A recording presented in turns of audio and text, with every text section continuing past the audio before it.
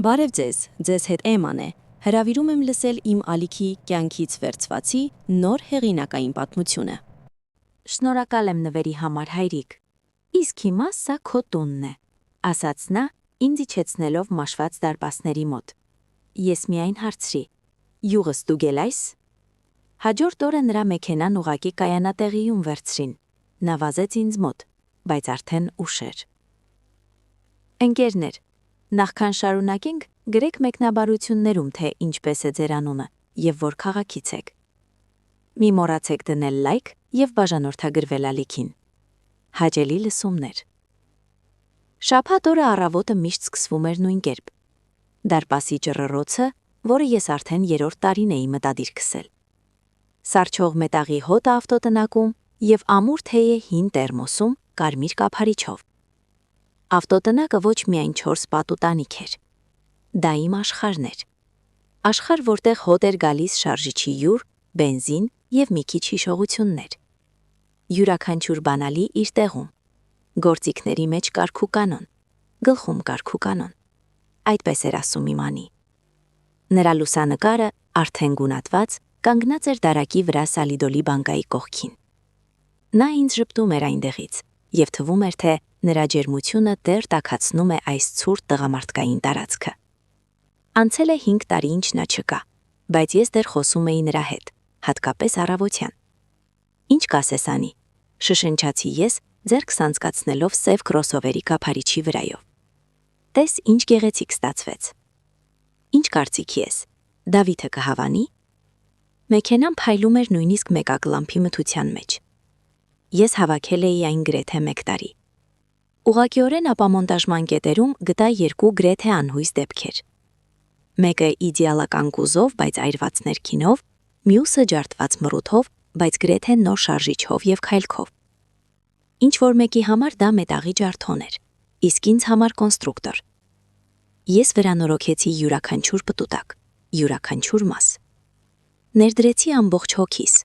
ամբողջ 40-ամյա փորձս որպես ավտոմեխանիկ։ Ստացվեց ոչ թե ավտոմեքենա, այլ երգ։ Արտաքինից նորաձև, ժամանակակից, ներսից հուսալի, ինչպես խորհրդային տանկ։ Ես ուզում էի որդուս իսկական նվեր անել, այնպիսին, որ նա հպարտանա։ Ներսում ինչ-որ բան հանգիստ սկսեց ցավել։ Հպարտանա։ Վերջին տարիներին ես երկար ժամանակ չէի տեսել նրանից իսկական հպարտություն։ Ավելի հաճախ եղել է ինչ-որ քաղաքավար հեռավորություն, խառնված թեթևակի զզվանքի հետ։ Հատկապես այն ժամանակվանից, ինչ հայտնվեց Գայանեն։ Նա այլ աշխարհից աղջիկ էր։ Աշխարհ, որտեղ գնահատում էին բրենդերը, ոչ թե ձեռքերի կոշտությունը։ Որտեղ հաջողությունը չափվում էր սոցցանցերում բաժանորդներով, ոչ թե վերանորոգված շարժիչների քանակով։ Մոտեցող մեքենայի ձայնը ինձ դուրս քաշեց մտքերից։ Նրանց սպիտակ Սվոլարիասը, որը վերցրել էին վարկով և հազիվ էին քաշում, կանգ առավ դարպասի մոտ։ Դավիթը առաջինը դուրս եկավ, բարձրահասակ, նիհար, նորաձև բաճկոնով, որը ինչպես գիտեի արժեր իմ կենսաթոշակի կեսը։ Հետո թռավ Գայանեն, ամբողջովին թեթև, օդային, հեռախոսը ձեռքին, որը թվում է երբեք չէր բաց թողնում։ Հայրիկ, բարև։ Դավոն ինձ գրկեց, բայց ինչ-որ կերպ շտապով, կարծես վախենում էր կեղտատվել։ Բարև, որդիս։ Գայանե։ Նա գլխով արեց, ձգեց շուրթերը ժպտի, բայց աչքերը մնացին սառը։ Նրա հայացքը սահեց իմ հին աշխատանքային կոմբինեզոնի վրայով։ Կանգ առավ յուղած ձեռքերի վրա և վերադարձավ հեռախոսին։ Բարի օր։ Մենք կարճ ժամանակով ենք։ 1 ժամից հանդիպում ենք Երևանի կենտրոնում։ Ես նրանց տարա ավտոտնակ։ Երբ տեսան մեքենան, նույնիսկ Գայանեն կտրվեց էկրանից։ Օ, գո, արտաշնչեց Դավիթը։ Հայրիկ, սա ինչ է։ Սա քեզ համար է, որդիս, նվեր։ Նա սառեց, չհավատալով աչքերին։ Շրջանցեց մեքենան շրջանաձև, ձեռքն անցկացրեց լաքապատ կողմի վրայով։ Նրա աչքերում մի պահ իսկական բան փայլեց, մանկական, այն հենց հիացմունքը, որ տեսել էի, երբ նրան առաջին հեծանիվն էի նվիրել։ Հայրիկ, ես չգիտեմ, թե ինչ ասել, նա ինչպես նոր է։ Սա ավելի լավն է, ժպտացի ես, սա իմ հավաքած հայկականն է։ Գայանեն նույնպես մոտեցավ, Նրա գնահատող հայացքը սկանավորեց սրահը ապակու միջով։ «Կաշի է տաքացմամբ», հարցրեց նա գործնականորեն։ «Ամեն ինչ կա եւ նույնիսկ ավելին»։ Դավիթը բացեց դուռը, նստեց ղեկի հետևում, դրեց ձեռքերը ղեկին եւ ես տեսա, թե ինչպես ուղղվեցին նրա ուսերը։ Այս մեքենայում նա այլ տեսք ուներ, ավելի հաջողակ, ավելի լուրջ։ Հենց դա էի ուզում։ «Գայանե, արի այստեղ», կանչեց նա։ «Միայն նայիր»։ Նա նստեց կողքը եւ ես նկատեցի, թե ինչպես փոխվեց նրա դեմքի արտահայտությունը։ Ժպիտը դարձավ անկեղծ։ Նա արդեն պատկերացնում էր, թե ինչ լուսանկարներ կանի այս մեքենայում, պատկերացնում էր, թե ինչպես կարծեկանք են իր ընկերուհիները։ «Հայք, սա անհավանական է», ասաց նա։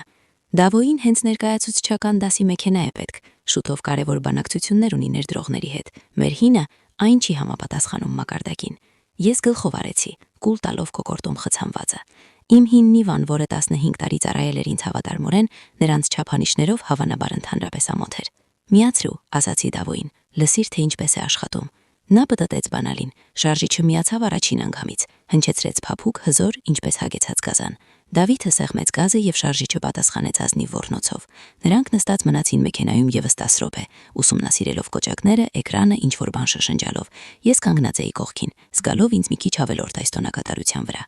Հետո նրանք դուրս եկան։ Դավոյի աչքերում հիացմունքն արդեն մի քիչ մարել էր, տեղը զիջելով գործնականությանը։ «Հայրիկ, լսիր», սկսեց նա, «կարող ենք հենց հիմա տանել»։ «Դա քոնն է», զարմացա ես։ «Փաստաթղթերը պետք է միայն ձեռակերպել»։ «Այո, իհարկե», միջամտեց Գայանեն, «բայց մենք հենց այսօր հանդիպում ունենք, կլիներ իդեալական գնալ հենց սրանով, տպավորություն թողնել։ Դու հասկանում ես, մեր բիզնեսում դիմավորում են հագուստով»։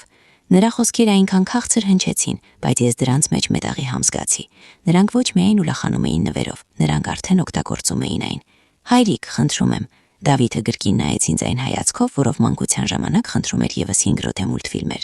«Միայն մի քանի օրով, իսկ 2 շաբթի ամեն ինչ կձևակերպենք»։ Ես նայեցի կնոջս լուսանկարին։ Նա կուզենար, որ ես օգնեմ։ Նա միշտ ուզում էր, որ որդուն ամեն ինչ ավելի լավ լինի, քան մեզ մոտ։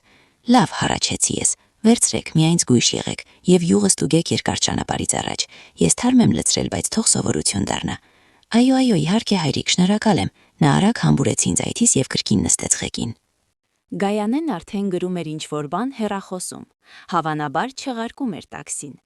Նրանք դուրս եկան ավտոտնակից եւ սև կրոսովերը հարթ սահեց քարքարոտ ճանապարհով։ Ես նայում էի նրանց հետևից, մինչև մեքենան չթաքնվեց անկյունում։ Ավտոտնակում դատարկ ու լուր դարձավ։ Միայն արտանետման հոտն էր հիշեցնում, որ նրանք այստեղ էին, եւ ինչ-որ տհաճ զգացողություն։ Զգացողություն, որ ես հենց նոր տվեցի ոչ միայն մեքենա, ես տվեցի շատ ավելին, իսկ դրա դիմաց ստացա միայն շտապ համբույր եւ քաղաքավարի ժպիտ։ Շաբաթ օրվա մնացած մասը անցավ ինչպես մառախուղի մեջ։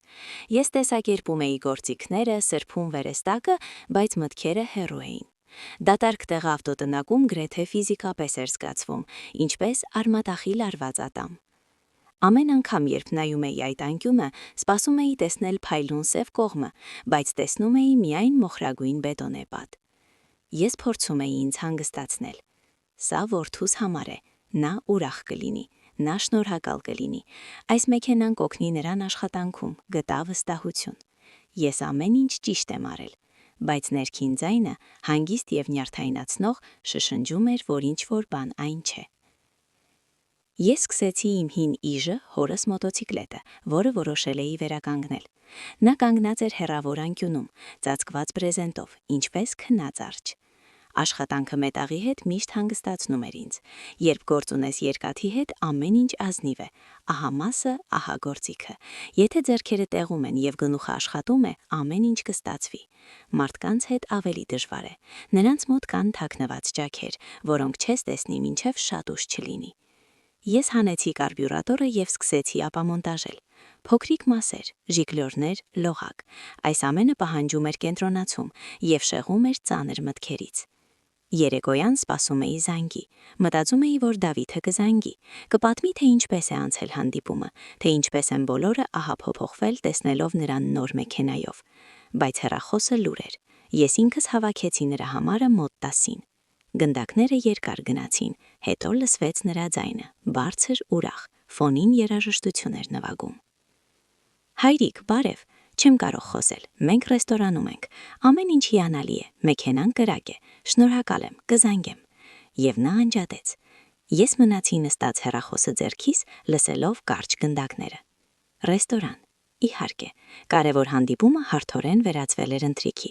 Ես պատկերացրի, թե ինչպես են նրանք մոտենում թանկարժեք ռեստորանին, ինչպես է պարքինգի աշխատակիցը սպասարկում նրանց, ինչպես է Գայանեն դուրս գալիս մեքենայից բռնելով հիացած հայացքները։ Այո, մեքենան հենց դրա համար էր պետք, ոչ թե գործի, այլ տեսքի համար։ Կիրակի օրը նրանք էլ չզանգեցին, ես կրկին զանգեցի երեկոյան, այս անգամ պատասխանեց Գայանեն։ Բարև, Դավիթը ցնցուղում է, մենք նոր ենք վերադարձել ակումբից, սարսափելի հոգնած ենք, նրա ձայնը ծույլ էր, հանգիստ, ինչպես մարդու, ով անցկացրել է իդեալական հանգիստ։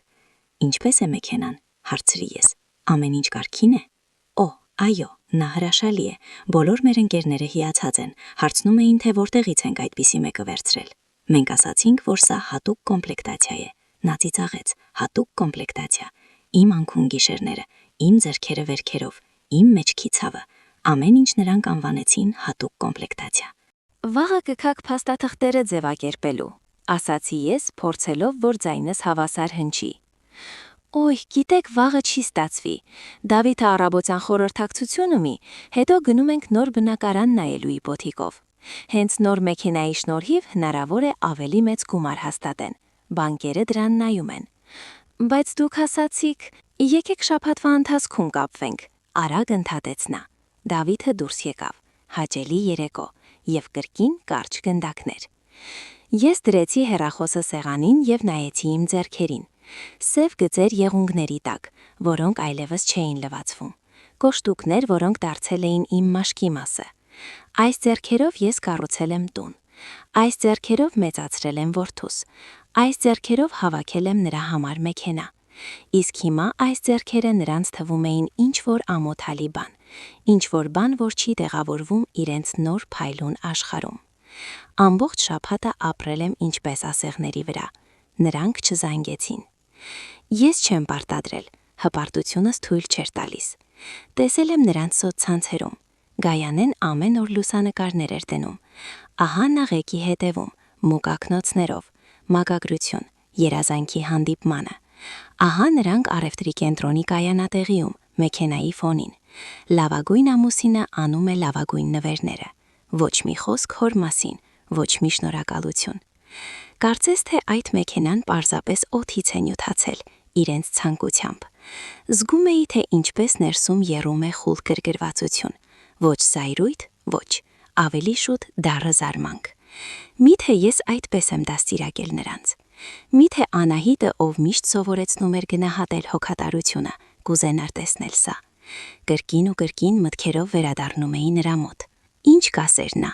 Հավանաբար Հայկ, դու չափից շատ բարի ես։ Նրանք նստել են քո պարանոցին։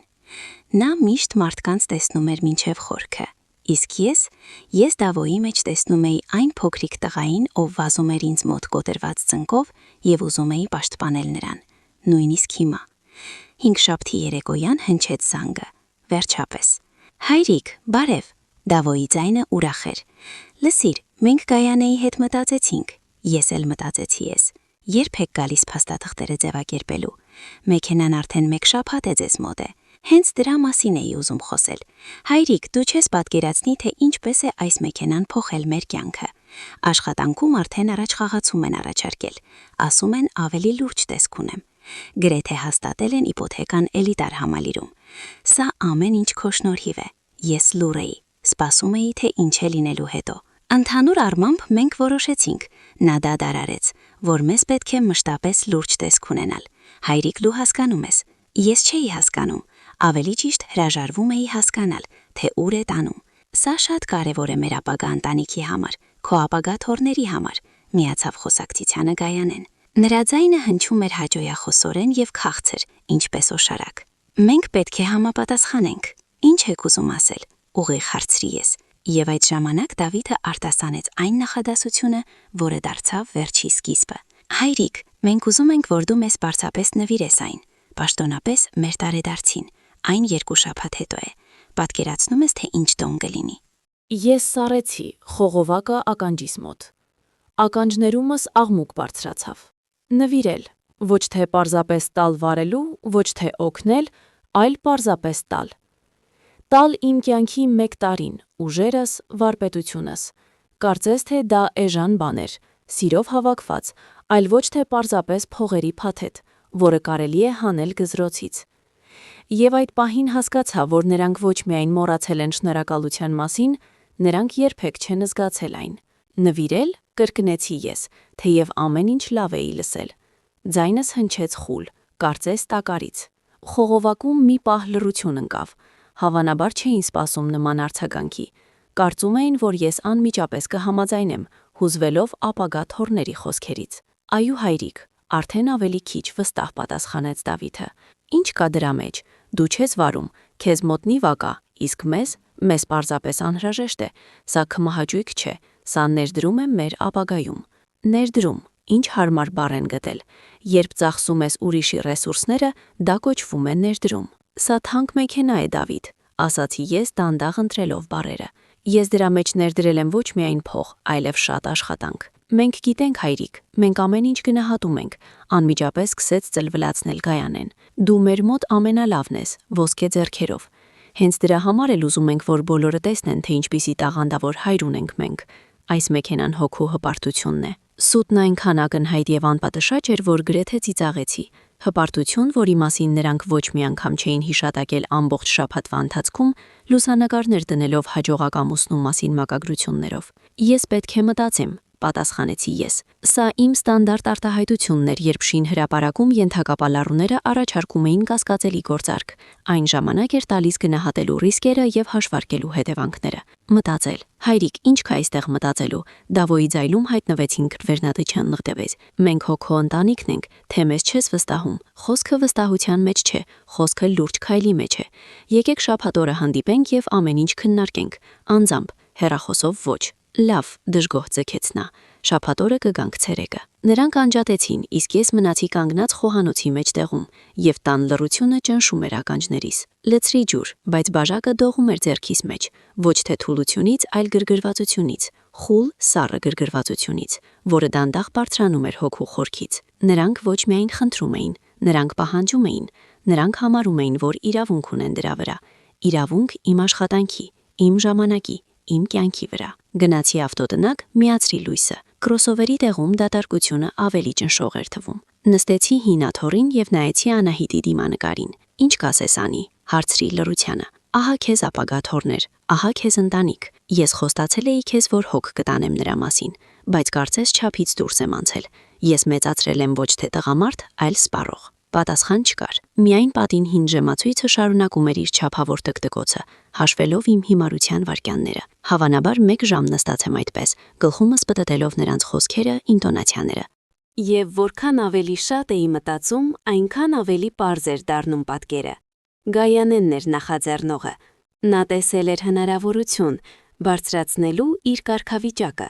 առանց ջանք թափելու։ Տեսել էր ինձ մեջ ռեսուրս։ Իսկ Դավիթը նա թույլ էր։ Միշտ եղել է հետևորդ։ Ուզում էր նրա աչքերում, նրա ընկերների աչքերում թվալ հաջողակ։ Եվ այդ պատրանքի համար պատրաստ էր ոտնձգություն անել սեփական հոր նկատմամբ։ Ամբողջ ուրբաթը պատրաստվում էի նրանց գալուն։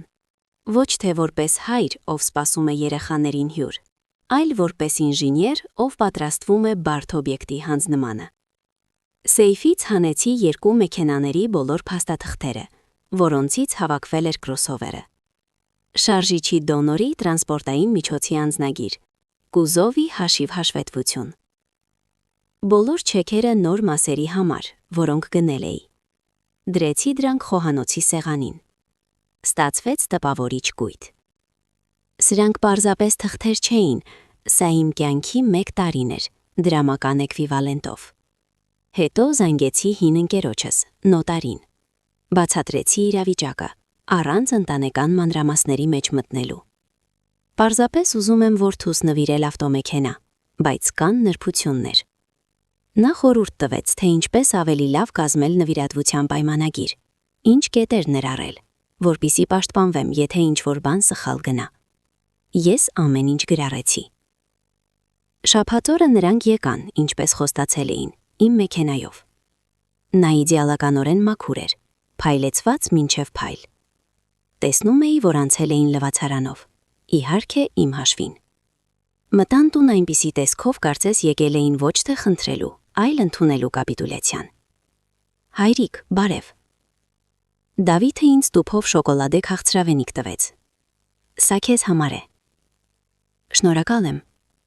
Ես դրեցի տուփը սեղանին, նույնիսկ չնայելով դրան։ Մտեք, նստեք։ Նրանք նստեցին սեղանի շուրջ։ Գայանեն անմիջապես շրջեց հայացքը իմ համեստ խոհանոցով, թեթևակի արհամարհանքով։ Մենք այստեղ մտածեցինք, սկսեց նա վերցնելով նախաձեռնությունը։ Լավ կլիներ, եթե դուք ուղղակի դարձնեիք նվիրատվություն Դավոյի անունով։ Այդպես ավելի պարզ է հարկերի հետ։ Ես լուր մոտեցրի նրանց փաստաթղթերի կույտը։ Ահա սա, ասացի ես։ Մեքենայի արժեքը։ Ոչ շուկայական, այլ փաստացի։ Այն ինչ ես դրա մեջ ներդրել եմ։ Դավիթը վերցրեց վերին թերթը։ Աչքերով սահեց։ Նրա հունքերը բարձրացան։ 12,240,000 շշնջաց նա։ Հայրիկ, որտեղից այդպիսի գումար։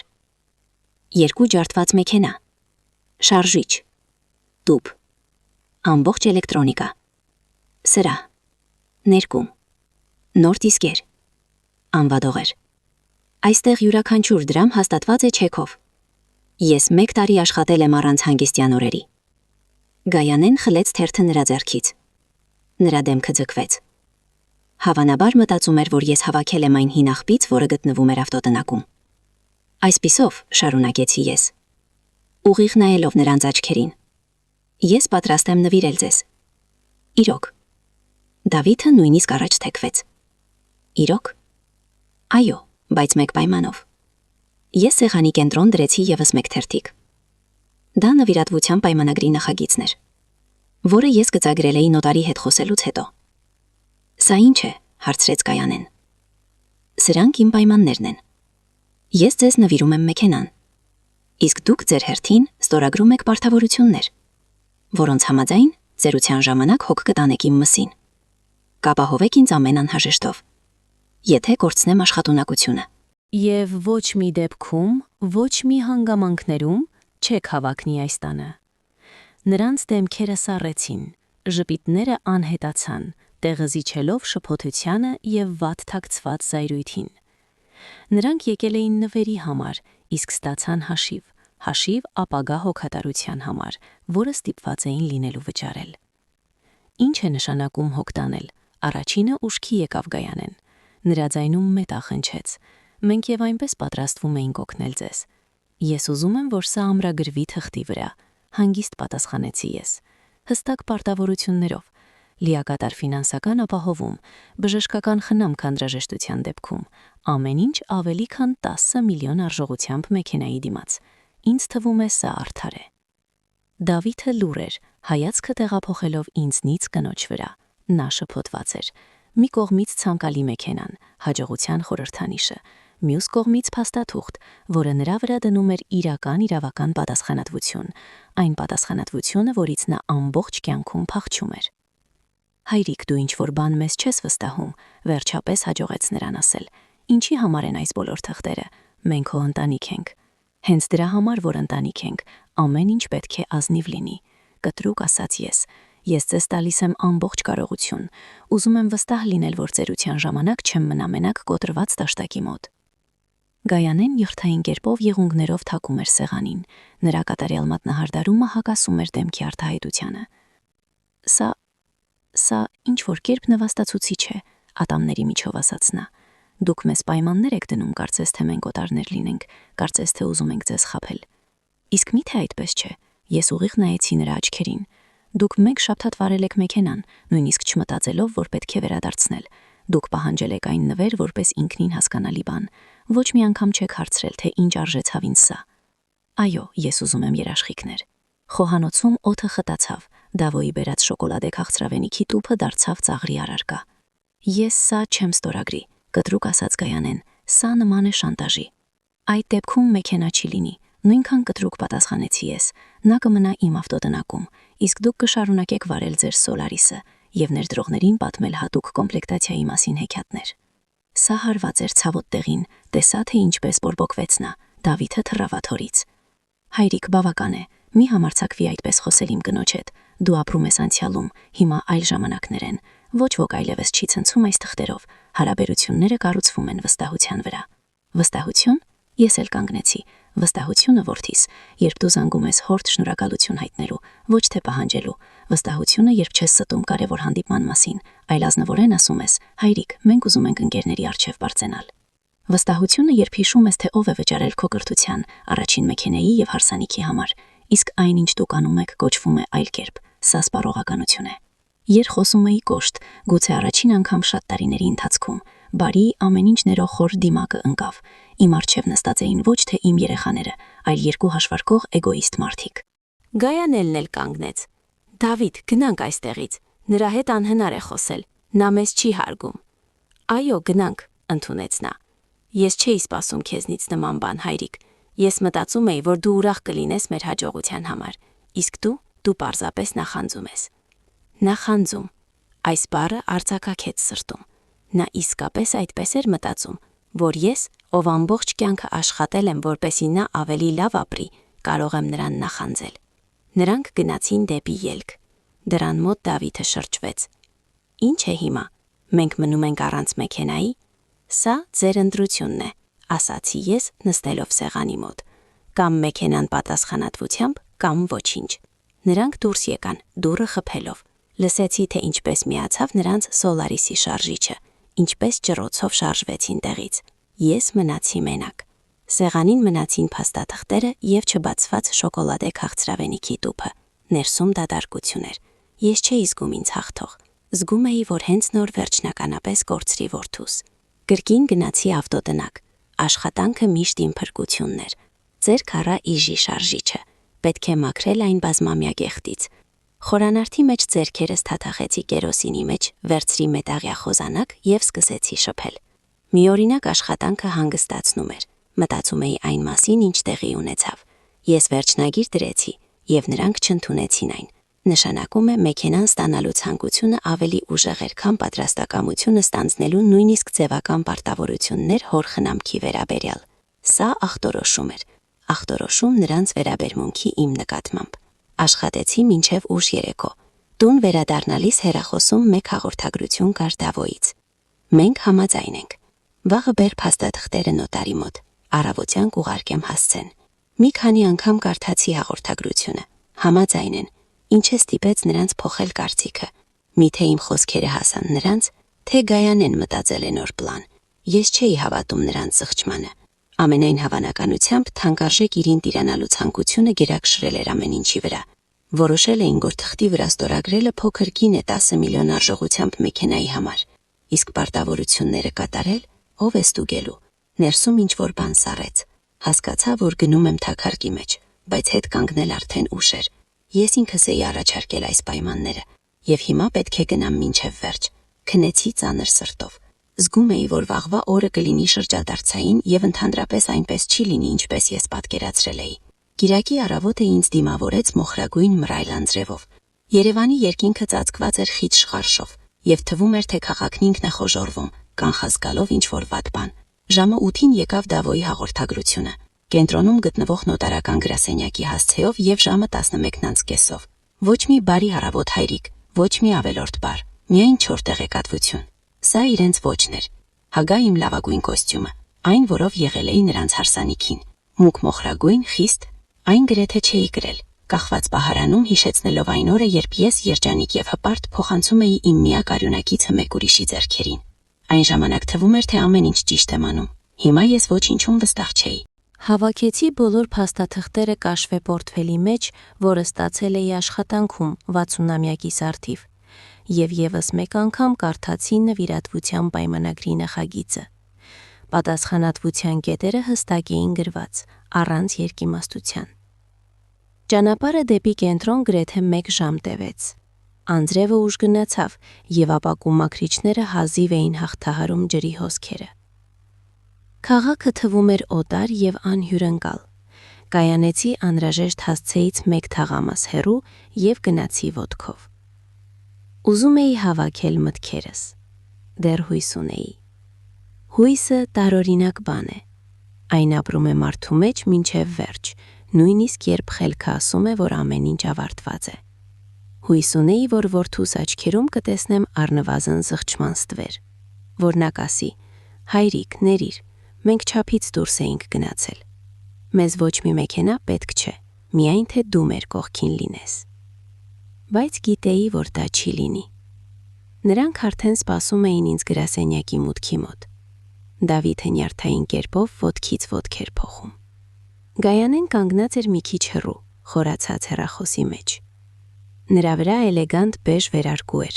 և նա տեսք ուներ կարծես եկել էր գործնական հանդիպման, ոչ թե ընտանեկան փաստաթղթի ստորագրման։ «Բարև», ասացի ես մոտենալով նրանց։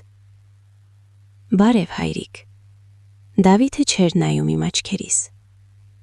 «Գնանք, արդեն սպասում են»։ Նոտարը 50 տարեկան կինը հոգնած դեմքով արագ դիտեց փաստաթղթերը։ Տրանսպորտային միջոցի նվիրատվության պայմանագիր, միօրինակ արտասանեց նա։ Հակառակ պարտավորություններով նվիրատուին պահելու վերաբերյալ։ Հետաքրքիր ձևակերպում։ Վստահ եք, որ ուզում եք հենց այդպես։ Վստահ ենք, կտրուկ ասացի ես։ Գայանեն և Դավիթը լուր գլխով արեցին։ Ընթացքը տևեց մոտ կես ժամ։ Նրանք կարդում էին պայմանագիրը առանց խորանալու էության մեջ։ Նրանց հետաքրքրում էր միայն վերջին էջը, որտեղ կային իրենց անունները որպես նոր սեփականատերեր։ Ստորագրեցին ամեն ինչ առանց նայելու։ Երբ նոտարը դրեց իր կնիքը, Գայանեն չզսպեց հաղթական ժպիտը։ Ամեն ինչ, հիմա մեքենան իրենցն էր։ Պաշտոնապես դուրս եկանք փողոց։ Անձրևը գրեթե դադարել էր, բայց դեռ խոնավ ու ցուրտ էր։ Ահա և ամեն ինչ, ասաց Դավիթը, թաքցնելով իր օրինակը ներքին գրպանում։ Հայրիկ, շնորհակալ ենք, մենք իսկապես գնահատում ենք։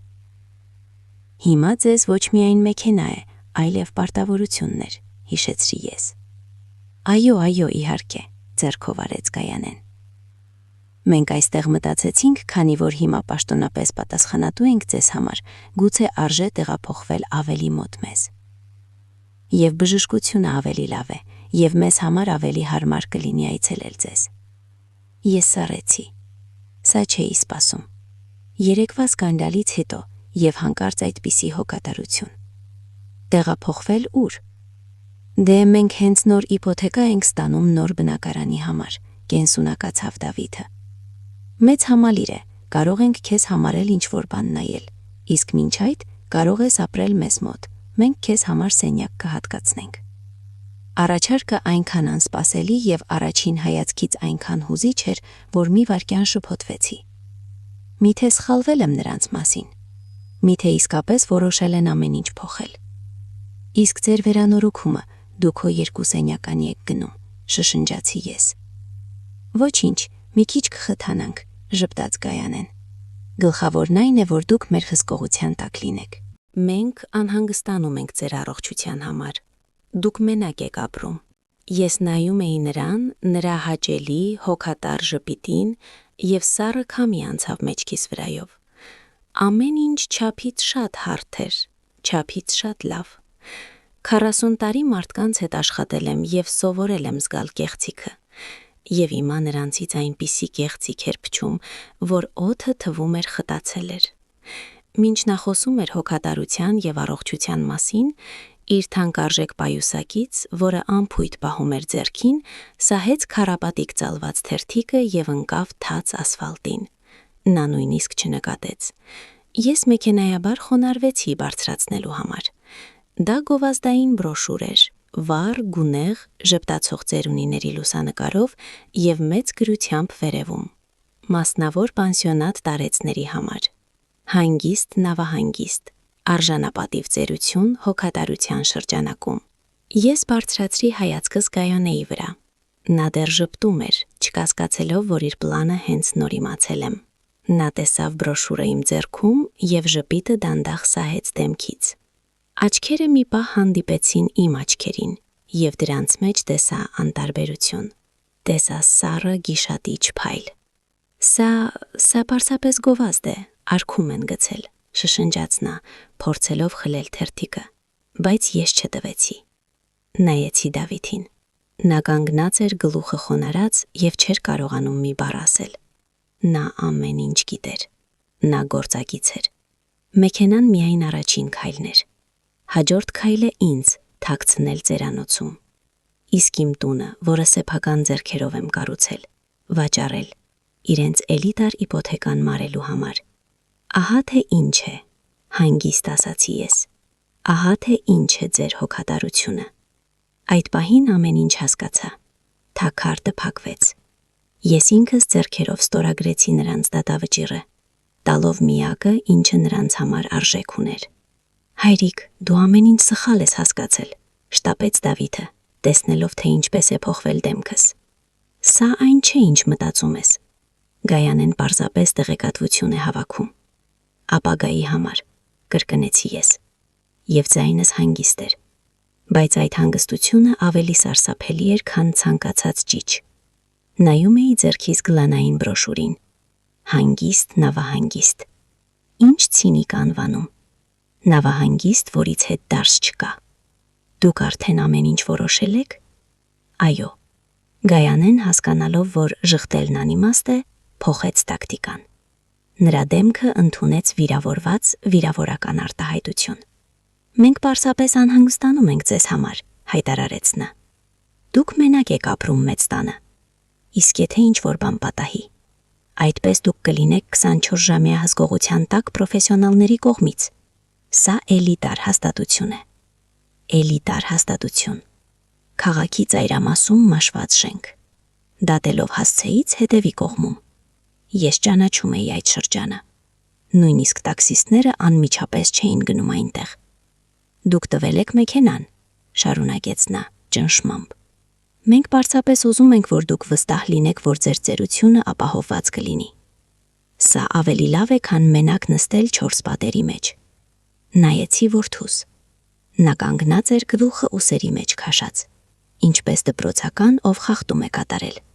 Չէր կարողանում նայել աչքերիս։ Ամոթ էր, բայց հրաժարվել պլանից այլևս չէր կարող։ Գայանեն մահացու ձգվածքով պահում էր նրան։ Գնանք, հայրիկ, խուլ ասաց նա։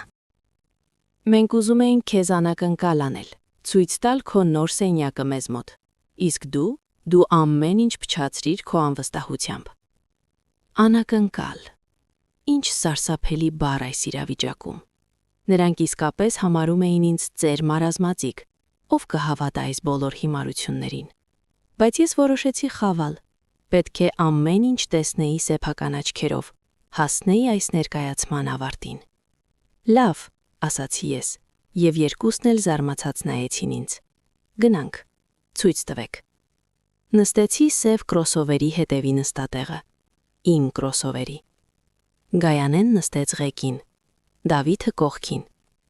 Նրանք ամբողջ ճանապարհին շշնջում էին ինչ-որ բանի մասին,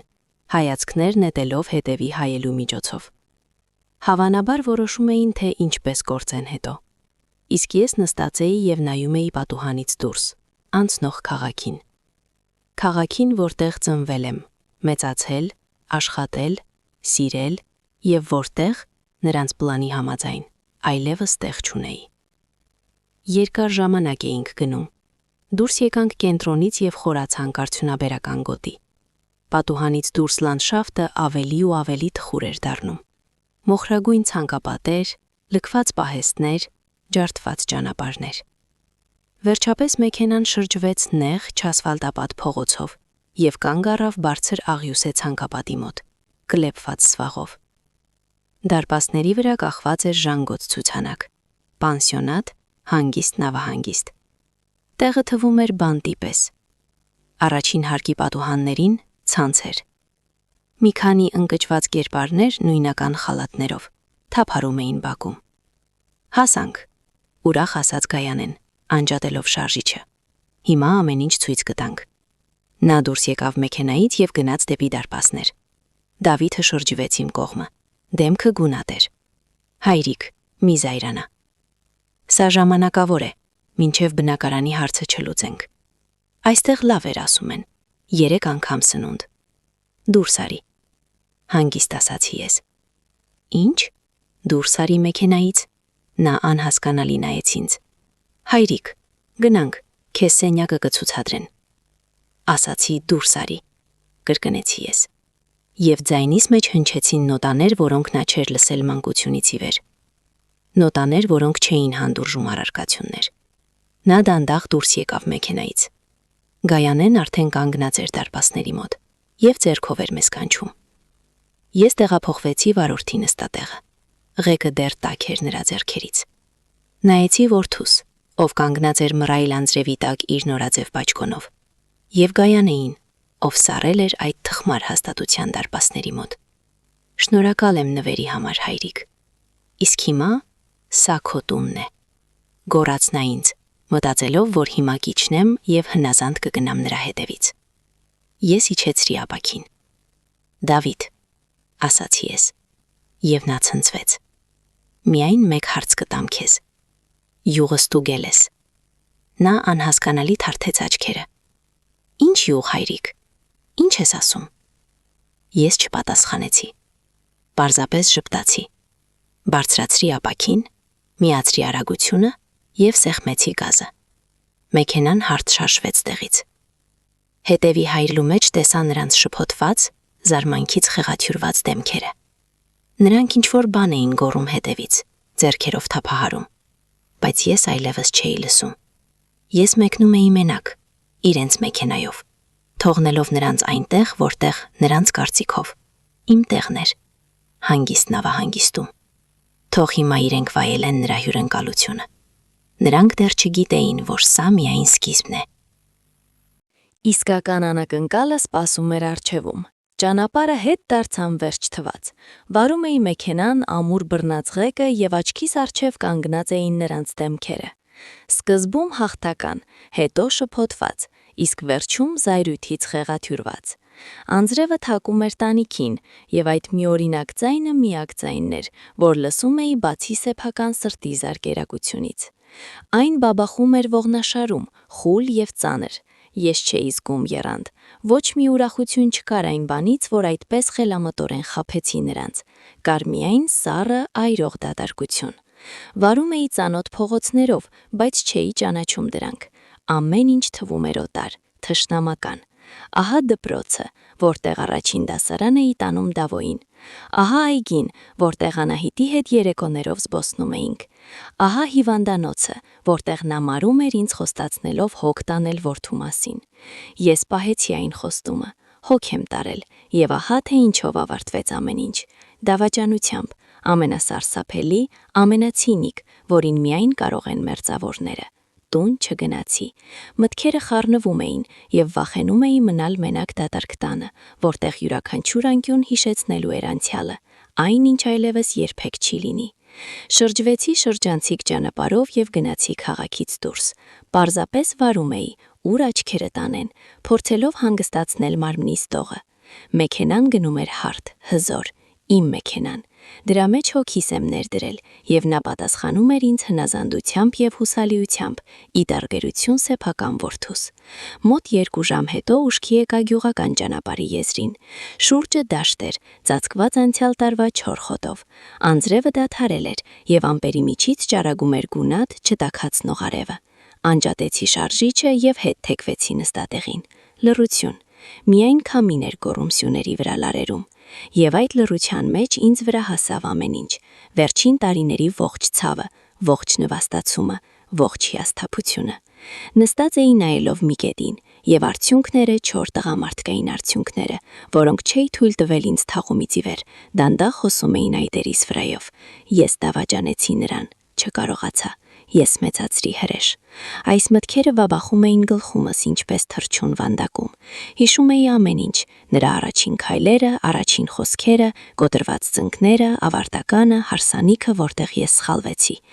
Ինչպես և երբ նա դադարեց լինել իմ որդին և վերածվեց այս սառը հաշվարկող անծանոթի։ Գուցե երբ վճարեցի նրա ուսումը հեղինակավոր համալսարանում, պարտքերի մեջ ընկնելով, կամ երբ նվիրեցի առաջին մեքենան, որպեսզի չզգա իրեն ավելի վատ, քան մյուսները, կամ երբ լուր տալիս էի փողեր, որոնք նրան կայանեի հետ ծախսում էին բրենդային իրերի և թանկարժեք ռեստորանների վրա։ Ես ամեն ինչ անում էի նրա համար, և դրանով հավանաբար ամեն ինչ փչացրի։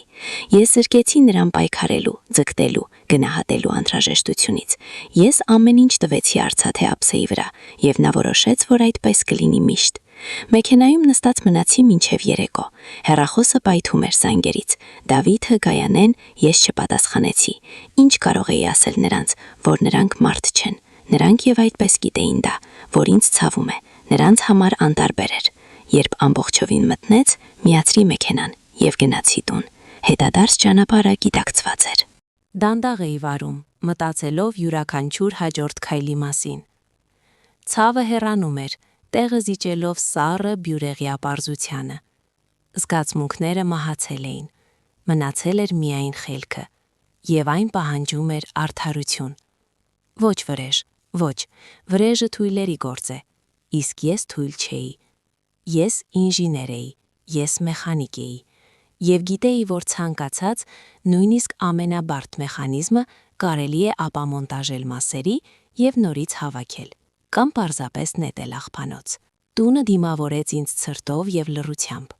Ես չմիացրի լույսը սենյակներում, ուղիղ գնացի ավտոտնակ։ Իմ հին իժը կանգնած էր անկյունում, ինչպես հավատարիմ մոռացված ընկեր։ Ձեռքս անցկացրի նրա փոշոտ կողմի վրայով։ Ահա թե ինչն էր իրականը։ Երկաթը։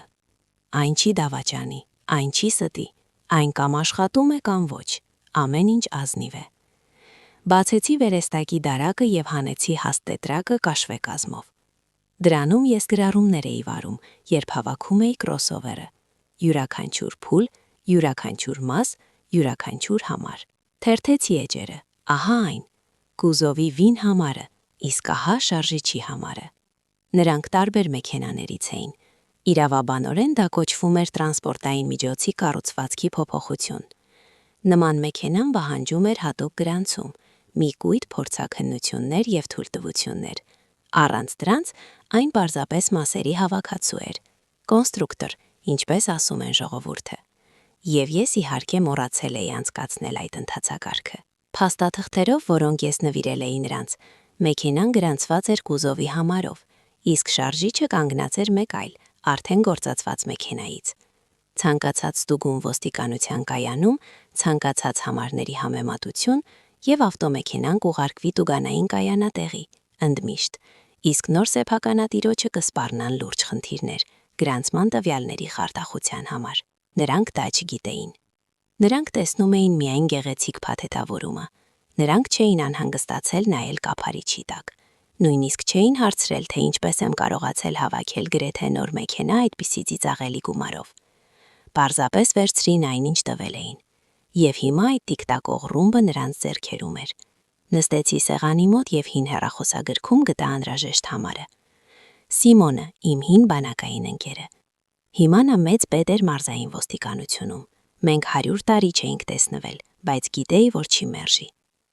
Գիշերը անցկացրի առանց քնելու, ոչ թե տանջվելով կամ կասկածելով։ Հակառակը, երկար ժամանակ առաջին անգամ գլխում բացարձակ պարզություն էր։ Պլանը հասունացել էր, սառը, հստակ, ինչպես մեխանիզմի գծագիր։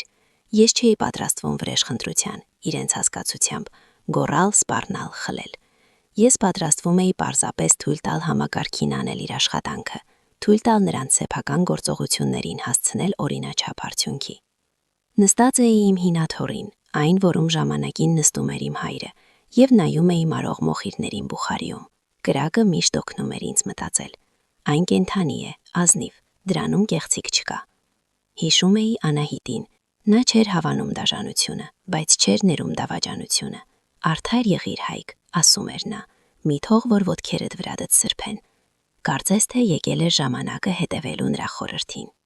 Արևածագը դիմավորեցի ոտքի վրա, եփեցի սև, ինչպես խեշ թեյ և գնացի ավտոտնակ։ Աշխատանքը սպասում էր։ Իժ մոտոցիկլը իմ փրկությունն էր։ Ապամոնտաժելով նրա ժանգոտված մասերը, կարծես թե ապամոնտաժում էի սեփական կյանքս, ոսկոր առ ոսկոր։ Ահա շրջանակը, հիմքը, որ դրել էր հայրս։ Ահա շարժիչը, սիրտը, որը ես ինքս վերանորոգել եմ։ Յուրաքանչյուր մաս ուներ իր պատմությունը, իր արժեքը։ Ոչ այնպես, ինչպես փայլուն անհոգի խաղալիքը, որ տվել էի որդուս։ Ճիշտ ժամը 9-ին, երբ գիտեի, որ Սիմոնի մոտ սկսվում է հավաքը, հավաքեցի նրա համարը։ Նա գրեթե անմիջապես պատասխանեց։ Ձայնը ուրախ էր, իշխանական, այնպիսին, ինչպիսին պետք է լինի ոստիկանության մայորի մոտ։ Սիմոն, փորձեցի, որ ձայնս հնչի հնարավորինս հանգիստ։ Հայկն եմ, հիշում ես նման մեկին։ Իհարկե հիշում եմ, նրա ձայնում զարմանք և ջերմություն եղավ։ 100 տարի, 100 ձմեռ, ինչպես ես ծերուկ։ Ապրում եմ քիչ-քիչ, լսիր, գործով եմ, անհարմար է անհանգստացնել, բայց իրավիճակ ունեմ։ Ասա, մի ամաչիր, ընկերների համար ժամանակը միշտ կգտնվի։ Դա արեցի հավաքելով ուժերս, պետք էր մինչև վերջ խաղալ դերը։ Հասկանում ես, որդուս մեքենա եմ նվիրել, ինքս եմ հավաքել։ Դու գիտես սիրում եմ այդ գործը, սև կրոսովեր։ Համարը թելադրեցի, պետ համարը, որը հասցրել էի հիշել։ Նա երիտասարդ է, տաքարյուն, սիրում է արագ վարել։ Հիմա նստած եմ և անհանգստանում եմ։ Մեքենան հզոր է, փորձը քիչ է, իսկ ընկերուհին Գայանեն սիրում է արագ վարել։ Չես կարողանա ընկերաբար պարզապես, չգիտեմ, դնել վերահսկողության տակ, որպեսի պարեկները ավելի ուշադիր լինեն։ Գուցե դա նրանց մի քիչ սառեցնի։ Ես քնել չեմ կարողանում, սիրտս տեղում չէ։ Խոսում էի և ինքս լսում էի կողքից, ստացվում էր համոզիչ։ Հին անհանգիստ հայր, ով վախենում է անհոգ որդու համար։ Դասական պատմություն։ Սիմոնը լռեց, հետո պատասխանեց. հասկանում եմ քեզ, հայրերը նման են։ Լավ, ես կտրամադրեմ։ Մեքենան կդնեմ բազայում որպես առանձնահատուկ ուշադրության օբյեկտ։ Ցանկացած կանգառի ժամանակ կստուգեն ամբողջ ծրագրով և փաստաթղթեր և վարորդի վիճակ և տեխնիկական վիճակ։ Այդպես կլինի։ Այո, Սիմոն, հսկայական շնորհակալ եմ, դու ինձ փրկեցիր։ Հանդիպենք, մագարիչս կլինի։ Մի անհետացիր, զանգիր։ Անջատեցի։ Ամեն ինչ մեխանիզմը գործարկված էր։ Հիմա մնում էր սպասել։ Գիտեի, թե ինչպես է աշխատում նրանց համակարգը։ Առանձնահատուկ ուշադրություն նշումով մեքենան, ինչպես կարմիր կտոր է ցանկացած տեսուչի համար։ Նրան կկանգնեցնեն յուրաքանչյուր կայանում, իսկ ցանկացած կանգառ փաստաթղթերի ստուգում։ Փաստաթղթերի ստուգում վին համարների համեմատություն։ Համեմատություն վերջ։ Հեռախոսը սեղանին թրթրաց։ Զանգում էր Դավիթը։ Ես մերժեցի զանգը։ 1 րոպե հետո եւս մեկը, կրկին մերժեցի, հետո եկավ հաղորդագրություն։ Հայրիկ, որտեղ ես։ Մենք կանգնած ենք այդ խելագարանոցի դարպասների մոտ, տաքսին չի վերցնում մեզ։ Կվերադառնաս։ Ես շփտացի, թող կանգնեն, թող սառչեն։ Գուցե գոնե ինչ-որ բան գլխում պարզվի։ Վերադարձա իմ մոտոցիկլետին։ Ձեռքերը կատարում էին սովորական աշխատանքը, ինձ գլխում պտտվում էին հնարավոր սցենարները, որքան կդիմանան մինչև կանգնեցնեն։ Օր 2 շաբաթ։ Գայանեն սիրում է արագությունը, Դավիթը սիրում է տպավորություն թողնել։ Նրանք երկար չեն կարողանա հանգիստ վարել, անպայման կընկնեն։ Ամբողջ օրը հեռախոսը չէր լռում, զանգում էին հերթով, հետո միասին։ Ես չպատասխանեցի։ Երեկոյան եկավ Գայանեի զայրացած հաղորդագրությունը։ Մենք տուն հասանք փոխադրամիջոցներով։ Դու կզղջես դրա համար։ Մեքենան մերն է օրենքով։ Մենք ունենք նվիրատվություն։ Կդիմենք դատարան, քեզ դեմ գողության համար։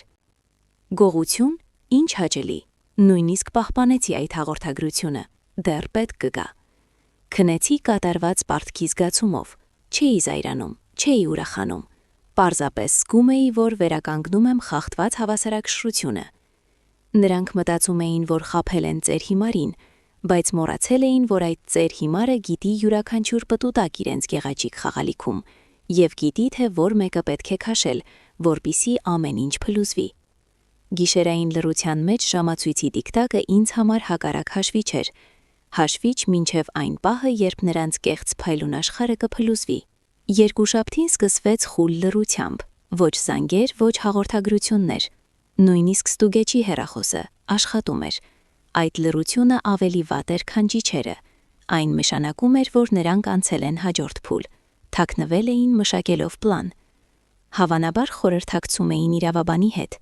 Գայանեն անշուշտ գտել էր ինչ-որ նորաձև փաստաբան, ով խորհուրդ էր տվել լուռ նստել և պատրաստել հայց։ Դատարանի մտքից չէի վախենում, հակառակը, պատրաստ էի դրան։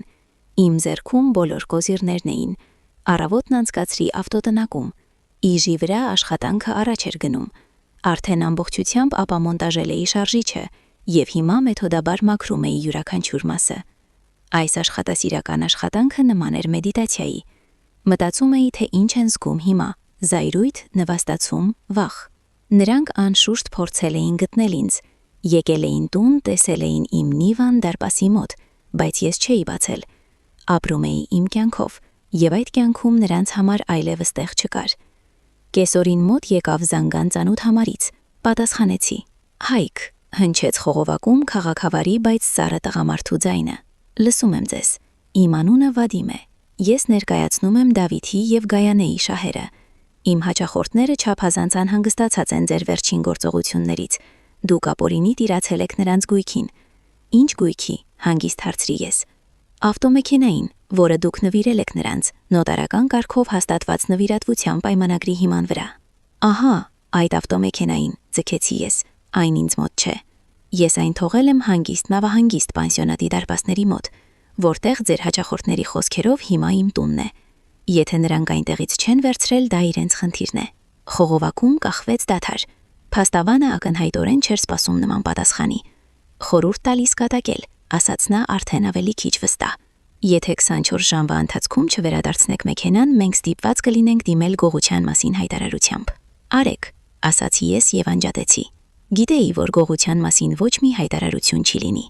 Դրա համար պետք է ոստիկանություն ներկայացնել մեքենայի բոլոր փաստաթղթերը, իսկ դա նշանակում է սկսել ստուգման գործընթաց։ Հենց այն, ինչից նրանք ամենաշատը պետք է վախենային։ Նրանց փաստաբանը, եթե ամբողջովին անգրագետ չէ, պետք է հասկանար դա։ Այդպես էլ եղավ, այլևս չզանգեց։ Հավանաբար բացատրել է իր հաճախորդներին այս գաղաթարի ամբողջ անհեռանկարությունը։ Ես շարունակում էի ապրել իմ կյանքով։ 3 շաբթի, 4 շաբթի, 5 շաբթի անցան աշխատանքով եւ տնային գործերով։ Գնացի շուկա, գնեցի մոտոցիկլետի պահեստամասեր, աշխատեցի այգում եւ այդ ամբողջ ժամանակ սպասում էի։ Սպասում էի զանգի, բայց ոչ նրանցից, Սիմոնից։ Նա զանգեց ուրբաթ կեսօրին։ Կան նորություններ քո արագ ընթացի մասին։ Ներսում ամեն ինչ սառեց։ Ինչ է։ Այսօր կանգնեցրել են քաղաքից դուրս գալիս, արագության գերազանցում, ինչպես խոստացել էի, սկսել են ստուգել ամբողջ ծրագրով։ Եվ ինչ, հարցրի ես,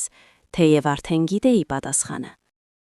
Եվ ամեն ինչ, շարժիչի համարը չի համապատասխանում, ընդհանրապես այն մեկ այլ մեքենայից է, հանված հաշվառումից եւ գործածված 1 տարի առաջ։ Ինչպիսի անակնկալ, ասացի ես, փորձելով թաքցնել ժպիտը։ Դու գիտեիր, այո, Սիմոնի ձայնում ծիծաղի նոտաներ եղան։ Ախ, դու հինաղվես, անմեղ տոնով պատասխանեցի ես։ Ես ենթադրում էի, որ կարող եմ ինչ-որ բան շփոթել հավաքելիս։ Հիշողությունն այլևս այն չէ։ Ընդհանուր առմամբ այնպես է, արդեն լուրջ է, շարունակեց նա։ Մեքենան տուգանային կայանատեղիում, մինչև պարզաբանումը, իսկ քո որդուն հիմա քաղցր չէ։ Նրան տարել են բաժին, կպարզեն, թե ինչպես է նրա մոտ հայտնվել գործածված մեքենայի շարժիչը։ Հոտ է գալիս խարդախության հոդվածից, նրան ստիպված կլինի ապացուցել, որ ինքը չի դրել այնտեղ։ Կկարողանա։ Եթե ունենա այդ շարժիչի գնման վաճառքի պայմանագիր, այո, իսկ եթե ոչ, նրա մոտ միայն նվիրատվություն է մեքենայի վրա, ավելի ճիշտ կուզովի վրա։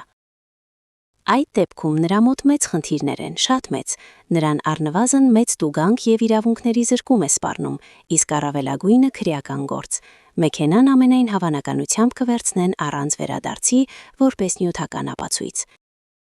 Ես լուր էի, Հայկ, լսում ես, հարցրեց Սիմոնը։ Լսում եմ, պատասխանեցի ես, շնորհակալ եմ, շատ օգնեցիր, եթե ինչ-որ բան զանգիր։ Ես դրեցի հեռախոսը, նստեցի ավտոտնակի աթոռին, ձեռքիս մեջ իժից հին մխոց էր, նայում էի դրան եւ մտածում, ամեն ինչ ավարտվեց։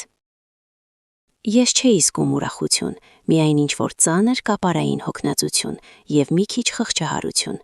Ոչ Գայանեի նկատմամբ, ոչ Դավիթի նկատմամբ։ Նա պարզապես թույլ մարդ էր, ով ընկել էր վատ ազդեցության տակ եւ չէր կարողացել դիմակայել գայթակղությանը, եւ հիմա վճարում էր դրա համար։ Գիտեի, որ շուտով կզանգի, ոչ որպես հաղթող, ոչ որպես վիրավորված որդի, այլ որպես խնդրող, որպես խեղդվող, ով փնտրում է ծղոտ։ Եվ ես արդեն գիտեի, թե ինչ կպատասխանեմ։ Առաջին զանգը եկավ 1 ժամ հետո։ Համարը անծանոթ էր, քաղաքային։ Գուշակեցի, որ ոստիկանությունից է, չպատասխանեցի, թող մինչև վերջ զգա իրավիճակը, թող հասկանա, որ իր նորաձև կինը եւ նրա կապերը հիմա անզոր են։ Մնացել է միայն ինքը, հետաքննիչը եւ անհարմար հարցերը։ Հաջորդ զանգը երեկոյան ուշ էր, զանգում էր Գայանեն։ Նրա ձայնը անճանաչելի էր, սովորական ինքնավստահության եւ քաղցր նոտաների փոխարեն լսվում էր հիստերիա եւ խուճապ։ Հայկ, գոռաց նա խողովակի մեջ, ինչ եք արել, Դավոնին տարել են ոստիկանություն, մեքենան ձերբակալել են, սա ամեն ինչ ձեր պատճառով է։ Հանգստացիր Գայանե, Սառա ասացի ես։ Ես այստեղ ոչինչի հետ կապ չունեմ։ Ես պարզապես խնդրել եմ ընկերոջս հետևել, որ դուք ճանապարհին չգնակարաք։ Իսկ այն, որ մեքենայի հետ փաստաթղթերի խնդիրներ են առաջացել, ինձ համար նույնքան նորություն է, որքան ձեզ համար։ Մի ստեք, ճչաց նա, դուք ամեն ինչ կազմակերպել եք, ուզում եք նրան բանտ նետել։ Ես ուզում եմ միայն մեկ բան, որ դուք սկսեք ապրել խղճով եւ օրենքով, իսկ եթե խախտել եք, պատրաստ եղեք պատասխան տալ։ Բայց ինչ անենք մենք։ Նրա ձայնում հուսահատություն եղավ։ Փաստաբանն ասում է, որ ամեն ինչ շատ լուրջ է, Դավոյին կարող են մեղադրել խարդախության մեջ, նրան բանկ է սպառնում։ Սարսափելի է, ասացի ես առանց որևէ կարեկցանքի։ Հավանաբար պետք է վաճառեք ձեր բրենդային իրերից ինչ-որ բան, կամ այն բնակարանը, որի համար իպոթեկա եք վերցնելու։ Որպեսզի վարձեք լավ փաստաբան։ Նա լռեց, լսվում էր միայն նրա խզված շնչառությունը, հասկացավ, որ ինձնից օգնություն չի լինի։ Դուք հրեշ եք, շնշնչաց նա։ Ոչ, Գայանե, ես պարզապես հայր եմ, ում դուք դավաճանել եք։ Փոխանցիր Դավոյին, որ ես մաղթում եմ նրան հաջողություն, նրան պետք կգա։ Ես անջատեցի հեռախոսը, գիտեի, որ սա դեռ ավարտը չէ։ Բայց գլխավոր հարվածը հասցվել էր, նրանց գեղեցիկ աշխարհը կառուցված իմ բարության եւ իրենց ստի վրա փլուզվում էր ինչպես քարտերի տուն։ Դավիթին ազատ արձակեցին միայն հաջորդ օրը, չհեռանալու ստորագրությամբ, առանց մեքենայի, քրեական գործի հեռանկարով եւ իր կործանման լիակատար գիտակցությամբ։ Նա եկավ ինձ մոտ նույն երեկոյան, մենակ առանց Գայանեի։ Նրա սպիտակ Սոլարիսը տխուր տեսք ուներ իմ հին Նիվայի կողքին։ Նա մտած տուն առանց աչքերը բարձրացնելու, նիհարած, ընկճված, աչքերի տակ սև շրջանակներով։ Լուր նստեց խոհանոցի սեղանի շուրջ, այն նույն տեղում, որտեղ մեկ շաբաթ առաջ նրանք Գայանեի հետ պահանջում էին նվեր։ Հայրիկ, հանգիստ ասաց նա։ Ինչու այդպես արեցիր։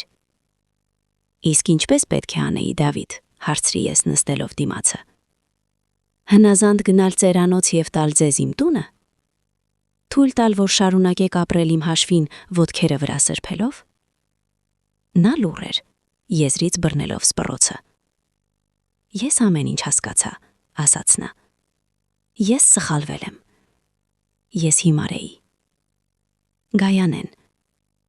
Մի ամեն ինչ դրա վրա գցիր, ընդհատեցի ես, քեզ մոտ քո գլուխն էր ուսերիդ վրա։ Կարող էիր ասել ոչ, բայց չասացիր, ընտրեցիր հեշտ ճանապարհը, ընտրեցիր գեղեցիկ պատկեր պատվի եւ խղճի փոխարեն։ Արդյունքները գլորվեցին նրա այտերով։ Նա չփորձեց թաքցնել դրանք։ Ինչ անեմ հիմա, շնշնչաց նա։ Ինձնից ամեն ինչ խլում են։ Աշխատանքը հավանաբար կկորցնեմ։ Գայանեն դիմում է ամուսնալուծության։ Ասում է ես անհաջողակ եմ, ով չկարողացավ լուծել խնդիրները։ Բարի գալուստ մեծահասակների կյանք որդիս, ասացի ես առանց որևէ հեգնանքի։ Այնտեղ պետք է ինքդ պատասխան տաս քո արարքների համար։ Բայց դու կարող ես օգնել։ Նա բարձրացրեց աչքերը, լի հույսով։ Կարող ես ասել հետաքննիչին, որ սա քո սխալն է եղել, որ ինքդ ես շփոթել շարժիչները։ Կարող ես հետ վերցնել հայտարարությունը։ Ես ոչ մի հայտարարություն չեմ ներկայացրել, Դավիթ։ Ես պարզապես խնդրել եմ ընկերոջս հետևել քեզ։ Իսկ այն, որ հետո բացահայտվեց, դա քո ընտրության արդյունքն է։ Դու նստեցիր ղեկի հետևում առանց ստուգելու նրա պատմությունը։ Ստորագրեցիր նվիրատվությունը առանց մտածելու հետևանքների մասին։ Ընկար գայթակրիչ փայլի մեջ, առանց ներս նայելու։ Այսինքն չես օգնի, նրա ձայնը դողաց։ Կօգնեմ, ասացի ես, եւ նա կենթանացավ։ Կտամ խորհուրդ։ Գտիր աշխատանք, ցանկացած, բեռնակիր, բակի մաքրող, անկախ։ Վարձիր սենյակ, սկսիր ապրել միջինով եւ գուցե մի օր, շատ տարիներ հետո, դու կդառնաս այն տղամարդը, որով ես կարողանամ հպարտանալ։ Իսկ հիմա ներողություն։ Նա նստած էր, գլուխը խոնարհած։ Նրա ողջ կեղծ լուրջությունը, ողջ ամբարտավանությունը, ամեն ինչ թռավ։ Իմ առջև նստած էր փոքրիկ վախեցած տղան, ով չգիտեր, թե ինչպես ապրել հետո։ Գնա Դավիթ, հանգիստ ասացի ես։ Ինձ պետք է աշխատել։ Նա կանգնեց և շարժվելով գնաց դեպի ելք։ Դռան մոտ շրջվեց։ Ներիր հայրիկ։ Ես ոչինչ չպատասխանեցի, պարզապես նայեցի, թե ինչպես է գնում։ Դուռը փակվեց նրա հետևից և ես մնացի մենակ։ Հոգում ծանր էր, բայց միաժամանակ թեթև։ Ես արել եմ այն, ինչ պետք էր անել։ Տվել եմ նրան իր կյանքի ամենակարևոր դասը։ Դաս, որ նա չի ստացել ոչ հեղինակավոր համալսարանում, ոչ իր նորաձև թրեյնինգներում։ Պատասխանատվության դասը։ Կուսմասքին այն թե ոչ, դա արդեն իր ընտրությունն է։ Իմ առաքելությունն որպես հոր այստեղ ավարտվեց։ Անցավ կես տարի։ Այդ ընթացքում իմ կյանքը փոխվեց անճանաչելիորեն։ Ոչ, ես չեմ սկսել ճանապարհորդել աշխարհով և չեմ բացել նոր բիզնես։ Ես պարզապես վերադարձել եմ ինքս ինձ, այն Հայկին, որ եղել եմ մինչև հոր ծանր բեռը և հետագայում չափահաս որդու հովանավորությունը ստանձնելը։ Իժը մոտոցիկլետը ավարտեցի վերականգնել ամռան կեսին։ Ստացվեց ճիշտ այնպես, ինչպես հորս հին լուսանկարում, բալի գույնի, քրոմոկատ մասերով, արևի տակ փայլող։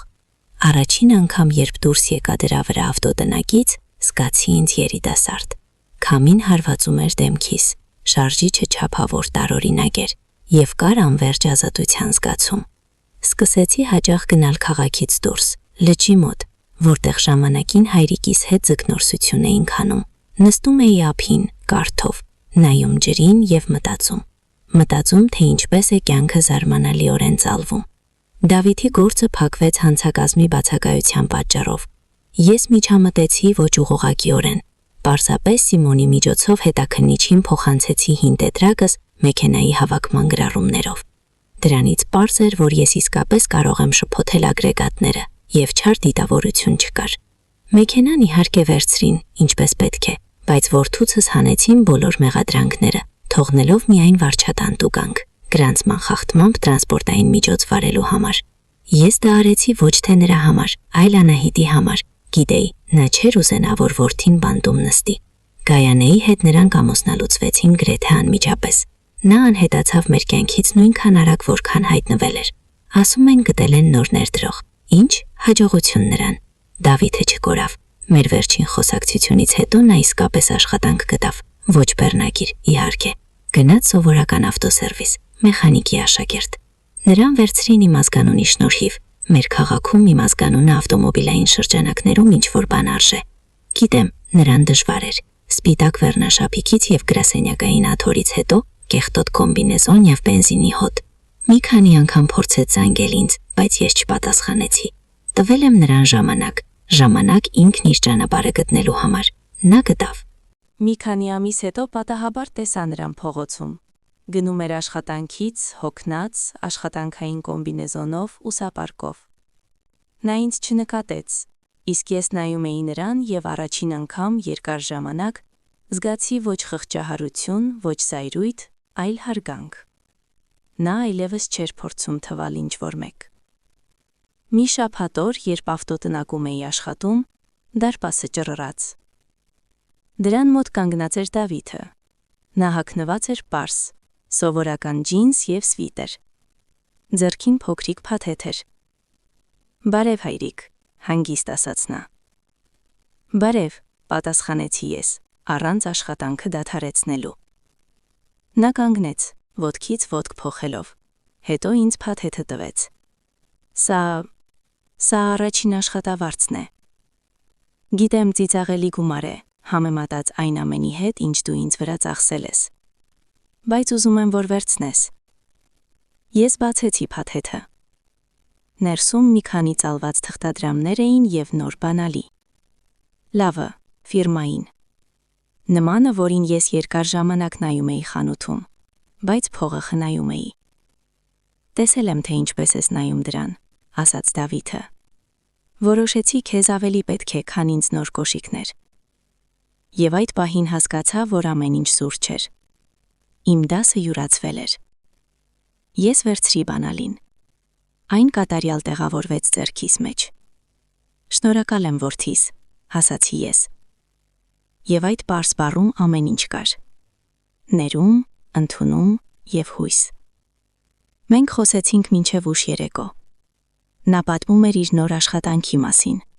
թե ինչպես է դժվար, բայց հետաքրքիր ամեն ինչ սովորել զրոյից։ Ես պատմում էի մոտոցիկլետի մասին։ Մենք խոսում էինք որպես երկու չափահաս տղամարդիկ,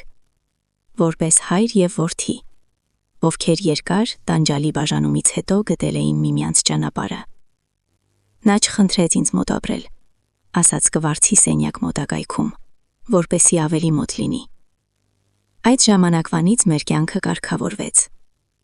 Նա աշխատում է, ես թոշակի եմ։ Հաճախ ենք տեսնվում։ Միասին խառնվում ենք ավտոտնակում։ Նա դեռ իդեալական չէ,